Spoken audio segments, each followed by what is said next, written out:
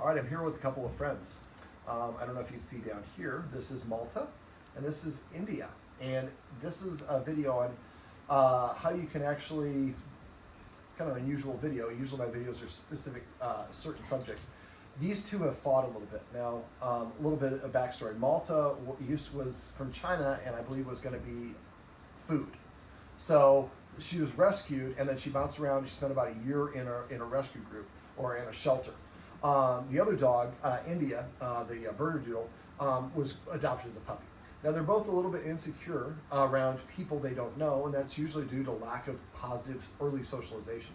So the problem is Malta here doesn't read cutoff signals very well.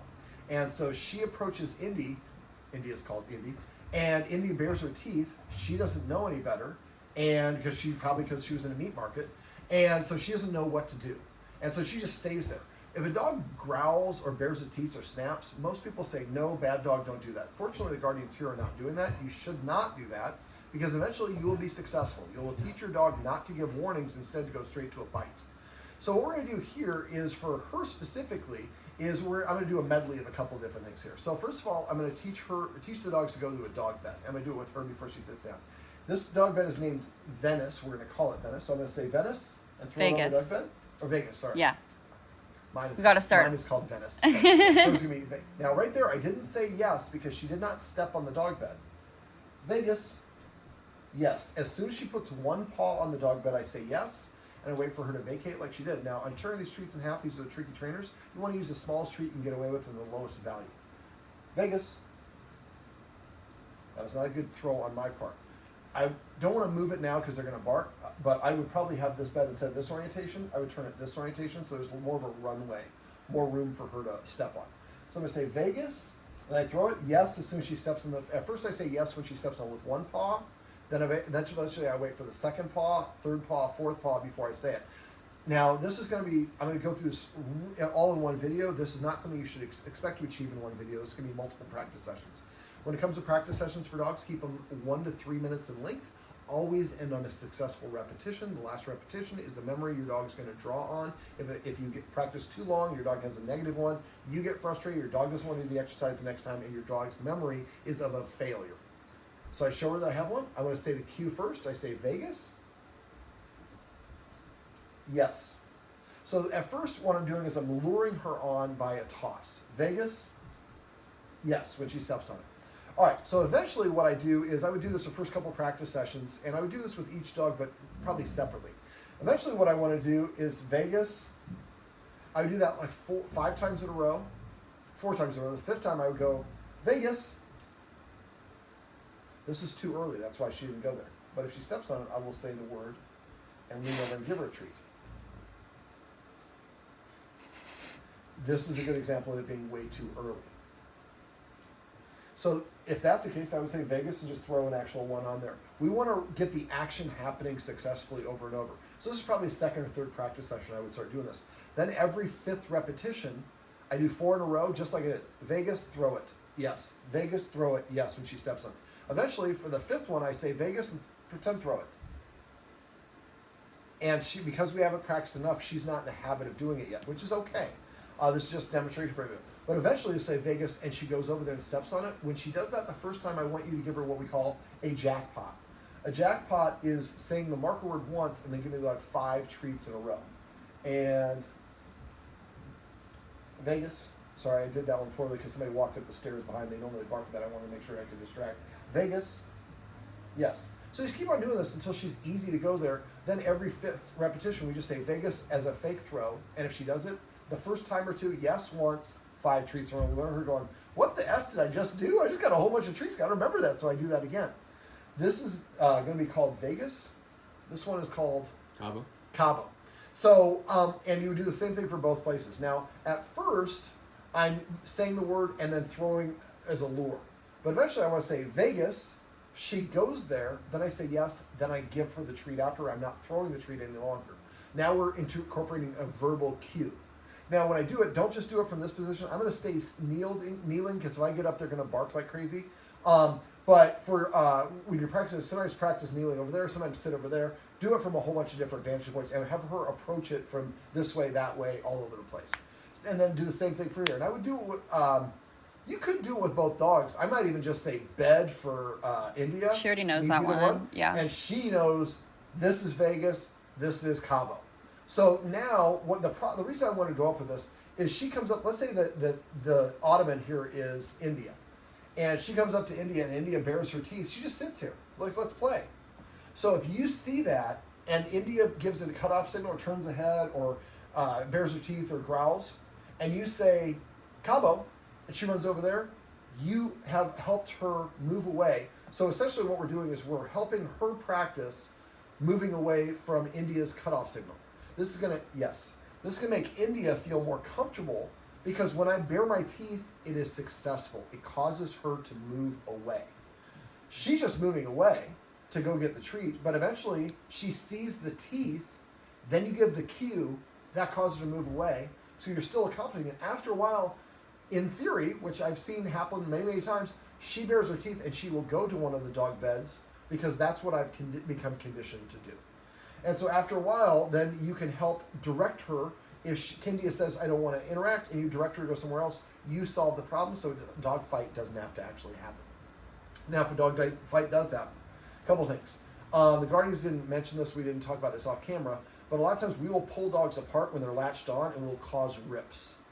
So a lot of times what we like to do is pick the dog that's latched on's back legs up or back portion up, so they're kind of in this angle, and wait for them to try to let go to reposition. When they let go, then you pull them apart.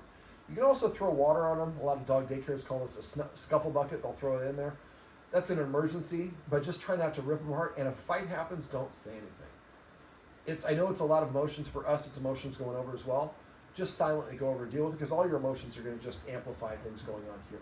Now, in the morning, she sleeps out here. India sleeps on the bed. She has more energy than India does. So what I would recommend is maybe when if we're worried about something or after a fight, the next morning, she goes out for a walk first, and then when she comes back in, now we've drained her energy. She has more energy than India. So when India comes out, now she's not all spazzy in her face. I like to get the dogs to do something communally together that helps take the pressure off as quickly as we can after a dog fight. Now, we want to make sure they're not targeting each other and they're both safe and we're safe. Once you've established that, get them out as quick as you can, even if it's just like a 2-minute sniff walk or whatever it is, so they're comfortable. Now, if it's late in the morning, late at night, if you can, grab some treats. Say, sit, lure them into a sit. Yes, give them a treat, take a step backwards. Repeat that 3 to 5 times as you walk backwards around your place. You're kind of creating a little bit of a positive. Now, another thing that we can do is the positive interrupter. The positive interrupter is how we stop dogs from doing things we don't want.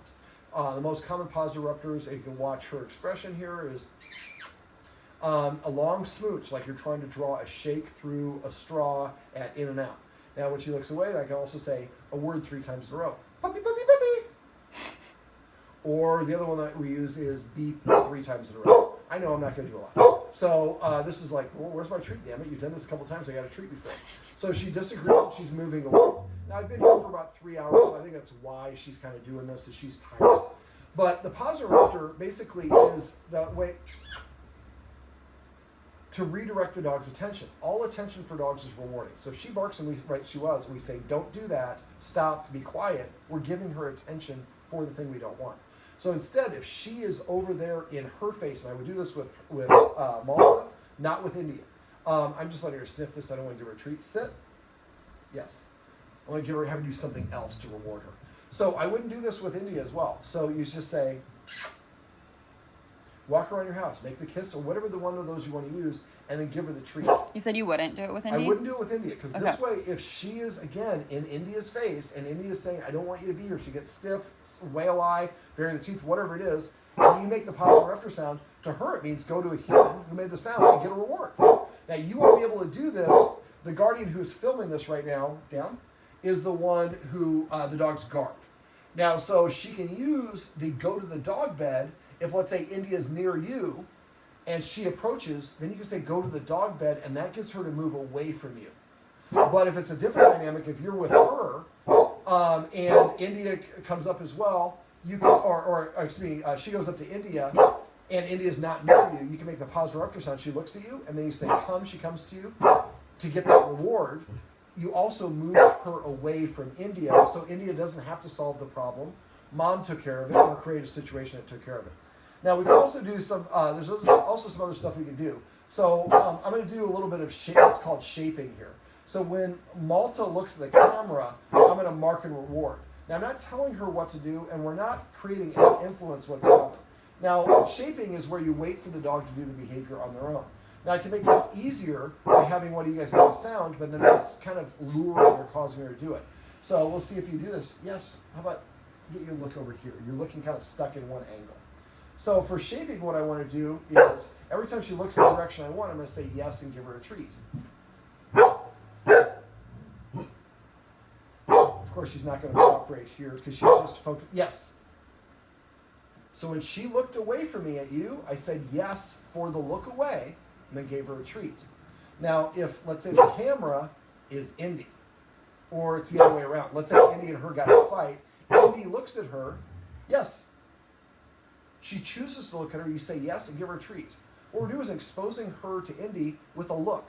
She can do it distance, there's no pressure. And so just looking at Indy gets me a treat. And after a while, yes. Well, now she's doing a fake. That's a fake look. That's the whale eye look. Yeah, well, that's a whale eye look for me, but also she kind of turned away. When dogs are doing shaping, they don't really realize what you're doing at first. And they just, yes. And after a while, then they kind of catch on. It becomes a habit. So why do we want her to look at Indy? So if she has this would be like for whoever has a problem with the other dog. So if she started a fight with Indy, Indy's growling. But let's say that she's, what I want to do is whoever the dog that is fearful or has the negative construct, when they look at the other dog that attacked them, or that they attacked, usually they attack her, then I get a reward. So I just look at, so before, she might be like, I'm going to avoid looking at India because we got in a fight. Well, now every time I look at her, I get a reward. So the memory I have isn't of her biting me. The memory is of looking at her and getting a reward.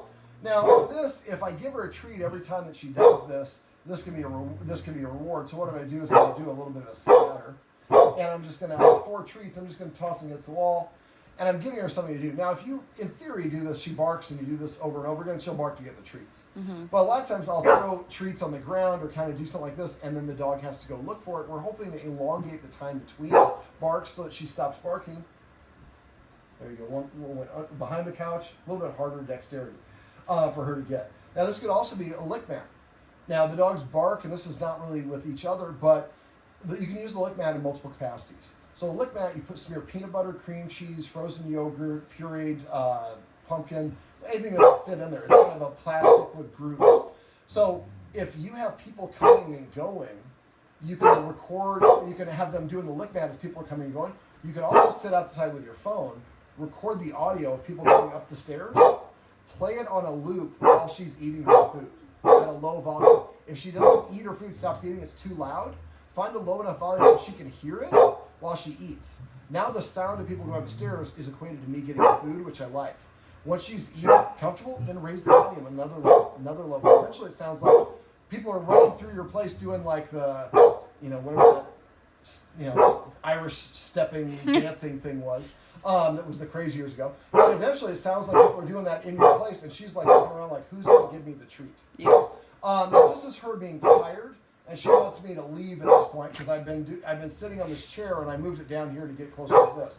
But what we want to do is we want India to understand that when I give a cut signal, I bare my teeth or look away or when it gets stiff, she moves away.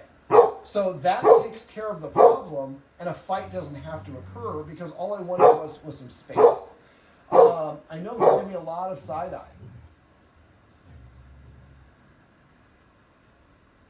Yes. Sit. Yes. Malta, you're such a good-looking girl. I love your cute. Well, I know you're still good-looking, though. All right. Well, this is Malta, and off camera we have India down. And these are some tricks and tips that you can use if you have a dog that likes to, if you have a couple dogs that have gotten into fights and things you can do to help one dog move away from another.